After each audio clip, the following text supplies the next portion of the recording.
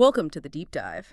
Today, we're tackling a really interesting topic, digging into some technical sources about, well, a quiet but massive revolution happening in construction. We're zeroing in on how things get joined together, specifically looking at the potential weak spots in these new, faster, automated methods. Yeah, it's a big deal. The industry's under pressure, Yeah. needs to be more efficient, more automated, Mhm. partly because finding enough skilled workers is, frankly, tough right now. So the old ways, like bolting things together or welding, Hmm. they're maybe a bit too slow for what's needed now? Exactly, especially with lightweight structures, like those using thin-walled, cold-formed steel. We're seeing a definite shift towards mechanical joining. Cold form steel, you see that on things like prefabricated buildings, right? Or even internal structures in big warehouses. Spot on. Prefab housing, secondary supports in industrial halls, loads of applications. And traditional welding is just, well, it's slow and energy hungry for that kind of volume. Which brings us neatly to the tech at the center of these studies. Clinching. Sounds technical. Can you break that down for us? What exactly is clinching? It's actually quite elegant, mechanically speaking. You're creating a connection just by pushing the metal together. Yeah. Extrusion. It forms an interlock. Okay. But the crucial bit is it only uses the material that's already there, the sheets being joined. No extra screws, no rivets, nothing like that. And absolutely no heat. No welding involved. No heat. That sounds important. Less messing with the material properties and energy savings too, I bet. Huge savings. And less potential for material degradation near the joint. That's why, the car industry jumped on this years ago for making car bodies. Speed, efficiency. Right. Automotive loves speed. So the potential for construction seems obvious then. Fast, cheap, good for lightweight stuff. Theoretically, yes. Yeah. Perfect for standardized prefab construction. Mm-hmm. The big hurdle, though, is reliability. Or rather, proving it. Proving it. How so? Its use in major civil projects is really limited. Why? Because we don't have proper design standards. We don't fully understand how these joints hold up long term, Right. especially how they fail. Okay, so if you're building something that needs to last, say, 50 years, and it's going to face wind, vibrations, temperature swings, what engineers call cyclic stress. Yes, cyclic loading. You need to be absolutely sure about every single connection, right? Without standards, clinching feels like a gamble. That's the core of it. We need to know the failure path. It's not like a weld where you have a heat-affected zone you understand pretty well. With clinching, failure is super localized because of how it's formed mechanically. We need to figure out how cracks start, how they grow, particularly at the weakest point. And the research points very clearly to the joint's neck area. That seems to be the critical spot. Gotcha. So the mission today, for us and for you listening, is to unpack how researchers are using some pretty advanced simulations to model exactly how these clinch joints might fail under that repetitive fatigue loading. This is the groundwork needed to eventually build those reliable design rules. All right, let's get into the model itself. You've got these thin steel sheets, a punch, a die, physical stuff. How do you turn that into, well, a digital simulation you can test over and over? You rely on the workhorse of structural simulation, the finite element method. FEM, right. Heard of it. Breaking it down into tiny pieces. Essentially, yeah. You divide the whole joint into millions of small interconnected elements. Yeah. Then using software ANSYS was used here, you can simulate the exact shape, the material's behavior, the forces, Yeah. everything. But standard FEM, that usually assumes things don't deform too much, doesn't it? Like things stay pretty linear. Clinching sounds like it's anything but linear. You're literally mashing metal. Exactly right. That's a key point.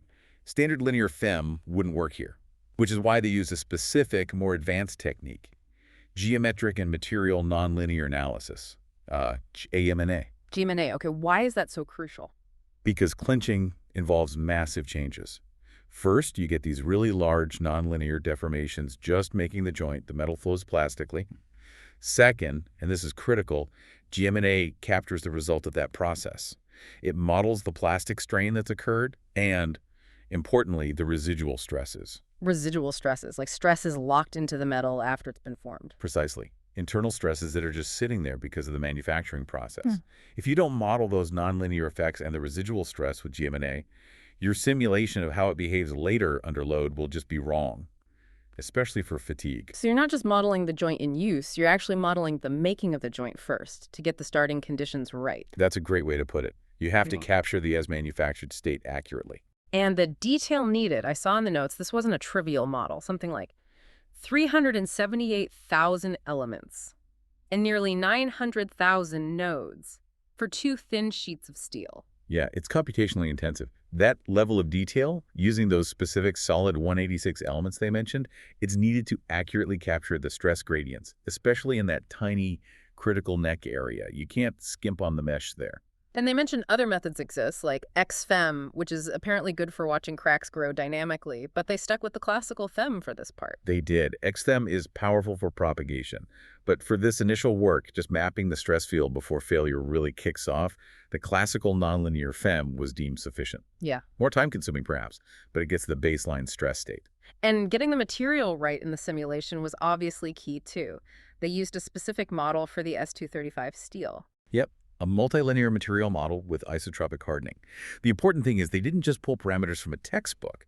They did physical tensile tests on the actual steel, Right. and then use inverse numerical analysis to fine-tune the simulation's material parameters until the digital steel behaved exactly like the real stuff. Calibration is crucial. Okay, so we have this incredibly detailed nonlinear model capturing the geometry, the material, even the residual stresses from making the joint. Now, the big question, how long does it last? Right. Phase 2 is the simplified fatigue analysis. Now, we take those stresses we calculated, especially the peak stresses, and see how they stack up against failure criteria. How do they do that? Is there like a database for steel fatigue? Kind of. Yeah. They compare the stresses from the model to the standardized SN curve for S235 steel. It's based on Eurocode standards, specifically EN 1993-19. An SN curve. That tells you how many cycles of a certain stress level the material can take before failing, doesn't it? Exactly. S for stress, N for number of cycles. It's like the material's fatigue life chart. You look up the stress level from your simulation, and the SN curve tells you, roughly, how many cycles it should survive. So they're basically asking the model, okay, show me the first place to break. Where does the stress get so high that the SN curve predicts failure almost immediately? That's the goal. Find the weakest link under cyclic load. And the simulation gave a very clear and, honestly, quite startling answer. The absolute critical spot, the first place predicted to initiate damage, Right. was in the neck area, specifically on the lower part of the clinch joint. The neck again. Okay, here we go. This is where that specific number comes in that really caught my eye. What was the predicted cycle life at that absolute worst point? Prepare yourself. The model predicted failure initiation at just 62 cycles. 62. Wow, that's incredibly low. It is. 62 cycles. Think about what that means in the real world. A bridge joint, a building facade element. 62 load cycles could be, a single windy day or just a few heavy vehicles passing nearby. That's not fatigue life. That's almost instantaneous failure under any kind of variable load. It highlights a massive stress concentration, doesn't it? A huge concentration. It suggests the current geometry, at least as modeled, is inherently vulnerable right there at the neck. It's a major red flag for design. 62 cycles makes designing for a, say, 50-year lifespan seem almost impossible with that specific geometry. Any vibration becomes a serious threat. It puts enormous constraints on its use. And it wasn't just one tiny point either. The analysis showed that, quote, a relatively large portion of that inner neck area fell within the 500 cycle range. Okay, so not just a single point, but a whole zone is highly stressed and prone to early failure. Exactly. It confirms the neck region is systemically weak in this design. Meanwhile, other areas of the joint showed predicted cycle lives in the thousands or tens of thousands. So the problem is very localized to that neck geometry. Knowing where it starts is step one. But then you need to know how it fails, right? Once that crack starts at 62 cycles, how does it grow? Precisely. Now we move into fracture mechanics, predicting crack propagation. The researchers looked at the stress intensity factor, known as K, and particularly its range during a load cycle, K, delta K. K, that measures how intense the stress field is right at the tip of a crack. You got it. And KKIT tells you how much that intensity changes as the load goes up and down in a cycle. It's the primary driver for fatigue crack growth rate. So they introduced a hypothetical small crack, numerically, right there in that critical neck area identified by the fatigue analysis. And cracks tend to grow in specific ways depending on how the load is applied, right? I think there are three main modes. That's right. 3 fundamental modes of crack propagation. It helps to visualize them. Okay, walk us through them. Mode I is the opening mode. Imagine pulling something apart, perpendicular to the crack. The crack faces open straight up. This is usually the most damaging for materials under tension. Like pulling a zipper apart directly. Good analogy. Then mode 2 is in-plane shear. Imagine sliding one side of the cracked material past the other, along the line of the crack, keeping it in the same plane, like sliding scissors blades. Okay, sharing. And mode 3 is out-of-plane shear, or tearing. Imagine trying to tear the material by moving one crack face up and the other down, perpendicular to the crack plane, like tearing paper by twisting. Got it. Opening, sliding, tearing. So for this specific clinch joint, under the kind of simple back-and-forth tensile load they simulated, which mode was the winner or loser, depending on your perspective? The results were unambiguous. The analysis confirmed that mode 1, the opening mode, is overwhelmingly the dominant mode of failure. So it fails primarily by being pulled apart at that neck. Under these specific loading conditions, yes. The mechanism is tensile separation at the crack tip. And did the numbers back that up clearly? How much stronger was mode 1? Oh yeah, significantly. The calculated A for mode I was 1234.4 MPa. That was about 30% higher than the value for mode 2 shearing, which was 875.9. And it was a whopping 75% higher than mode 3 tearing at just 328.0. The message is clear. If you want to improve the fatigue life, you absolutely have to tackle that mode I opening stress at the neck. That's a crucial piece of information for anyone trying to redesign this joint. But then there is this other finding that seemed odd. The sources mention negative K values. For all three modes, how can you have negative stress intensity? Doesn't K measure the drive to open the crack? Yeah, that sounds counterintuitive at first, doesn't it? Yeah. But this is where the power of that earlier GM&A modeling, capturing the residual stresses, really shines. Those negative K values are expected here. They're a direct result of local compressive stress fields right around the neck of the joint. Compressive. But the overall load is tensile, pulling it apart. The external load might be tensile. But remember those residual stresses locked in from the clinching process itself. The very act of forming the joint creates localized zones where the material is squeezing itself together. So the manufacturing process leaves behind internal compression right where the crack wants to open. Exactly. That localized compression fights against the external tensile load trying to open the crack tip. It suggests that crack closure is likely happening, especially in the early stages of loading. Even though the stress is high, this internal compression acts like a clamp, potentially delaying the actual start of crack growth, even in that scary 62 cycle zone. Wow. Okay, that adds a whole layer of complexity. The process that creates the witness also builds in a tiny bit of resistance. That's fascinating.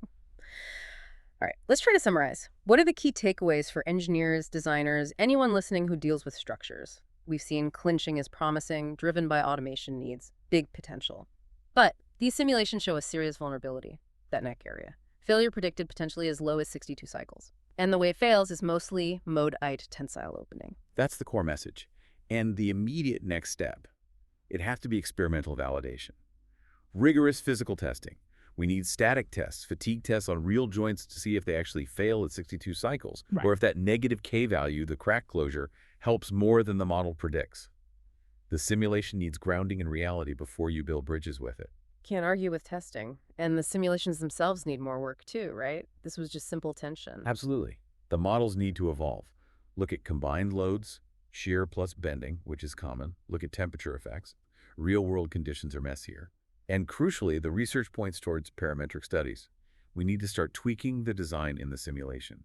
What happens if you change the punch shape or the die geometry? Can you alter the stress field enough to reduce that mode-I dominance and push the fatigue life up significantly? Which leads us perfectly into our final thought for you, the listener, to chew on. We heard that the clinching process itself creates residual compressive stresses, leading to those negative K values that actually fight crack opening. So the provocative question is, could engineers deliberately design the joint geometry, the punch, the die, the whole process, not just to make the connection, but to maximize this beneficial residual compression?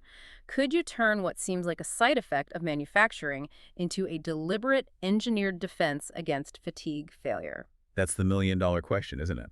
How to harness the process itself for better performance. That's the kind of thinking needed for the next generation of automated construction. A fascinating challenge indeed. That's all we have time for on this deep dive into the nuts and bolts, or rather, the clinches of structural integrity. Thanks for joining us.